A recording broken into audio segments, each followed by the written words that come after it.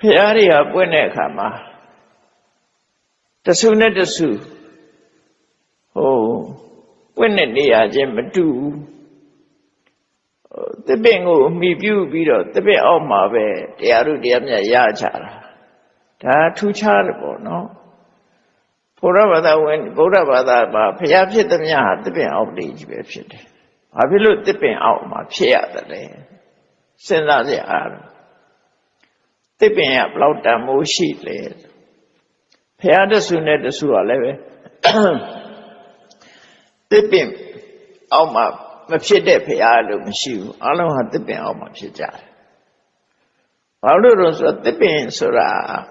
သဘာဝအရေးလူတွေကာမဂုဏ်အာယုံခံစားတဲ့နေရာမဟုတ်ဘူးတကယ်သူတော်စင်နေအရေးခိုးပြီးတော့တရားနှလုံးသွင်းတဲ့နေရာတွေတမိုးရှိတဲ့နေရာတွေပေါ့နော်လူလောကမှာသစ်ပင်အောင်နေတယ်ဆိုတာလှုပ်ချင်တာလှုပ်လို့မရဘူးလေအိမ်ထဲဝင်သွားရင်တော့တကားပိတ်ထားလှုပ်ချင်လှုပ်လို့ရအဲ့ဒါမျိုးတည်းဖြစ်မယ်သစ်ပင်အောင်ဆိုတာတကယ်ပွင့်ပွင့်လင်းလင်းတကယ်သူတော်စင်မှအလုံးမြင်တဲ့နေရာမှာနေပြီးတော့သစ်ပင်အောင်မှာတရားတို့တရားမြတ်ရချတာဖြစ်တယ်အဲ့ဒါတော့တရားတို့တရားမြတ်အသိဉာဏ်နေရရှိဖို့အတွက်ပွင့်လင်းမြင်သာတဲ့နေရာဟာ